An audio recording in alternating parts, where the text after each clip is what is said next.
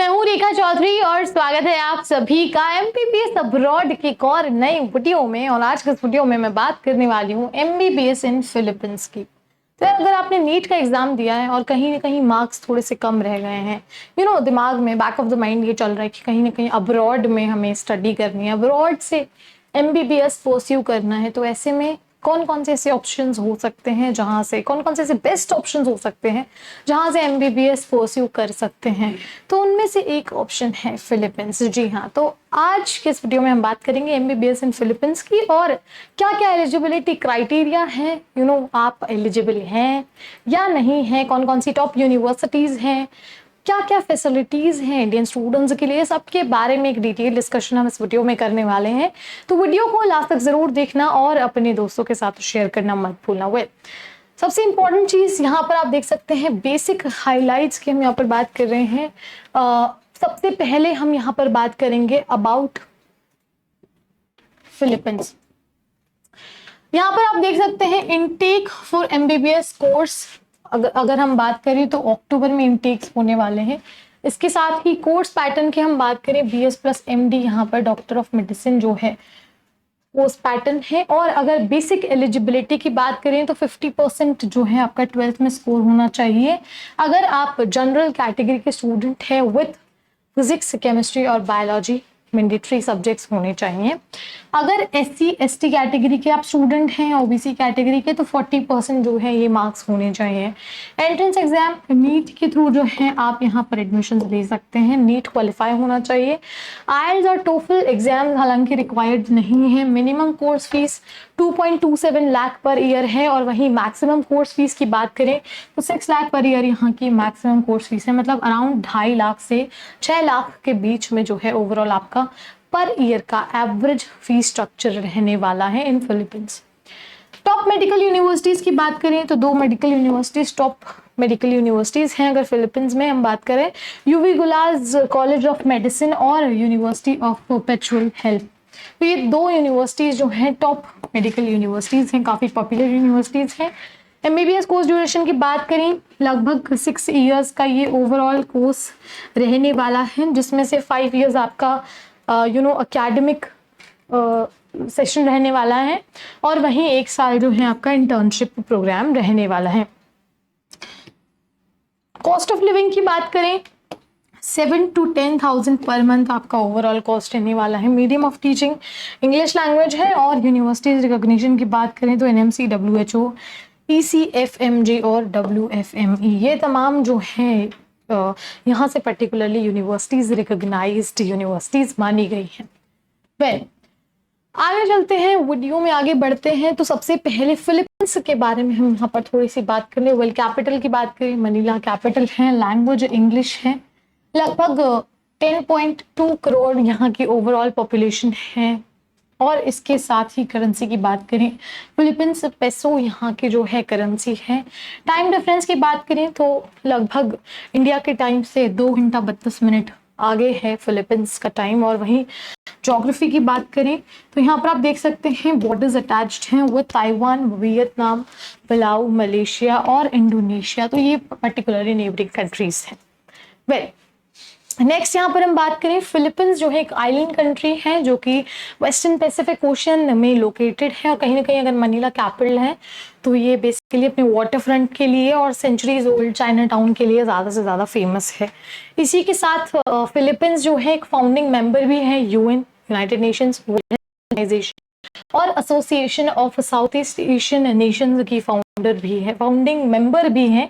इसी के साथ Asia Pacific economic cooperation forum और ईस्ट एशिया समिट की भी फाउंडिंग मेंबर्स जो है फिलीपींस को माना गया है।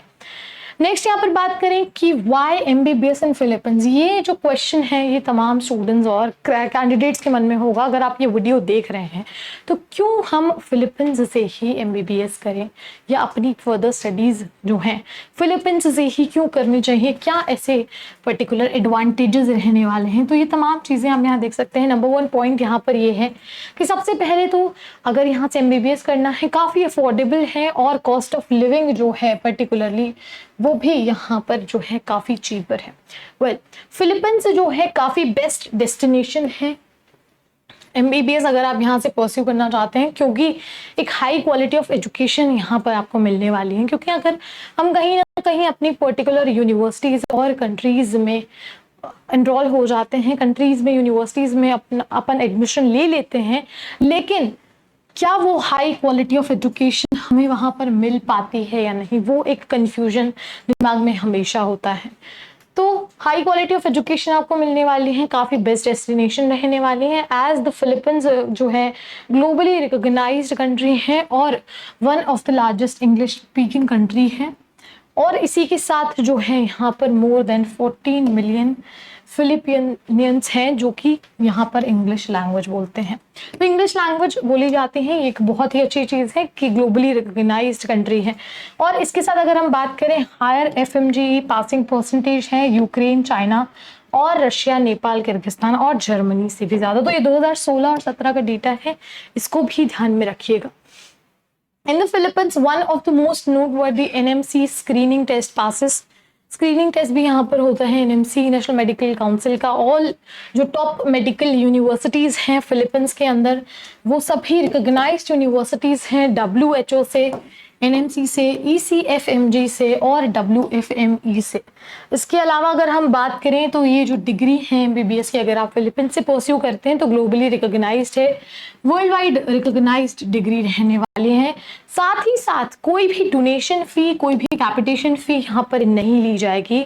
और एक बहुत ही इंपॉर्टेंट पॉइंट, बहुत ही इंपॉर्टेंट चीज़ ये है कि IELTS और TOEFL जैसे एग्जाम्स की भी रिक्वायरमेंट यहाँ पर नहीं है।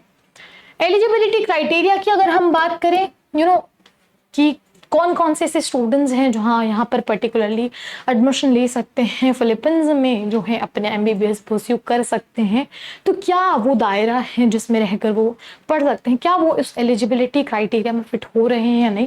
तो ये क्वेश्चन जो है उसका भी जवाब यहाँ पर मिलेगा। नंबर 1 पॉइंट यहाँ पर है, aspiring students must be of about 17 years of age. तो मिनिमम जो है आपकी उम्र 17 साल होनी चाहिए और मैक्सिमम जो है यहाँ पर एज होनी चाहिए 25 ईयर्स।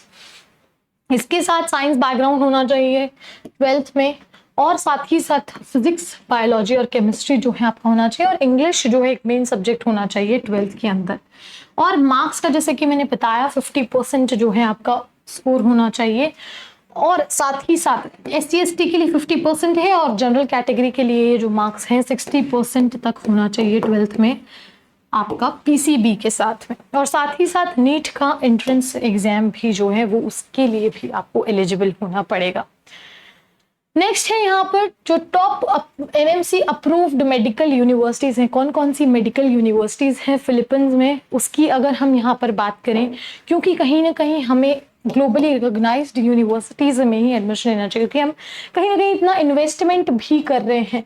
तो अगर हम बात करें तो सबसे पहले है Ago Medical and Educational Center, Bicol Christian College of Medicine. इसके अलावा दूसरी है AMA School of Medicine, Angeles University Foundation, Baguio Central University, Cagayan State University, Cebu Institute of Medicine, और इसके अलावा सेंट्रल फिलिपिन यूनिवर्सिटी और दवाओ मेडिकल स्कूल फाउंडेशन। तो ये तमाम यूनिवर्सिटीज़ हैं जो NMC रिकॉग्नाइज्ड यूनिवर्सिटीज़ हैं।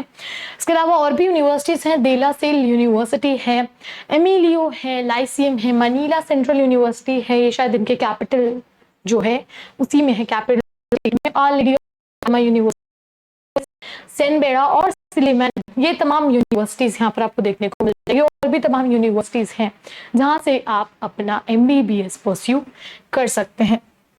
आगे हम बात करते हैं यहाँ पर लास्ट में, अगर हम बात करें सबसे इम्पोर्टेंट चीज़ की कि कहीं ना कहीं ये कन्फ्यूजन रहता है, क्योंकि अभी हमने सिर्फ बेसिक चीज़ों पे ही बात की है, बेसिक टॉपिक्स पे ही बात की है, जो ओवरऑल ओवरव्यू है या हाइलाइट्स हैं उन्हीं पर हमने यहाँ पर बात की। लेकिन इसके बाद भी तमाम कन्फ्यूजन जो है स्टूडेंट्स के मन में होते हैं, तमाम तरह के डाउट्स जो है दिमाग में होते हैं। तो ऐसे में आपको क्या करना है, उस वीडियो के डिस्क्रिप्शन बॉक्स में प्रोफाइल एनालिसिस फॉर्म का लिंक दिया है, आपको पर्टिकुलरली उस फॉर्म को फिल करना है, उसमें आपकी बेसिक डिटेल्स आने वाली हैं और फिर हम आपसे कांटेक्ट करेंगे। और इम्पॉर्टेंट चीज़ ये है कि इसके लिए कोई डॉक्यूमेंटेशन फ़ी नहीं है, कोई भी रजिस्ट्रेशन फ़ी आपको नहीं देनी है, कोई भी वीज़ा फ़ी यहाँ पर आपसे चार्ज नहीं की जाएगी। और साथ ही साथ एक इम्पॉर्टेंट चीज़, ये जो स्क्रीन पर आपको नंबर दिख रहा है 9111500222, इस नंबर पर आपको अपनी पर्टिकुलर व्हाट्सएप पर क्वेरी जो है सेंड करनी है ताकि हम आपसे जल्दी से जल्दी कांटेक्ट कर सके। और आई होप चीज़ें क्लियर हो गई होंगी, अब थोड़ी बहुत चीज़ें समझ आने लगी होंगी, लेकिन फिर भी अगर कोई डाउट है, कोई भी क्वेरी है, कोई भी क्वेश्चन है, कमेंट सेक्शन में ज़रूर बताइए। और इसी तरह की तमाम इन्फॉर्मेटिव वीडियोस के लिए do not forget to like, share and subscribe to our channel. I hope you like this video. For more such videos, keep watching our channel. And do not forget to like, share and subscribe.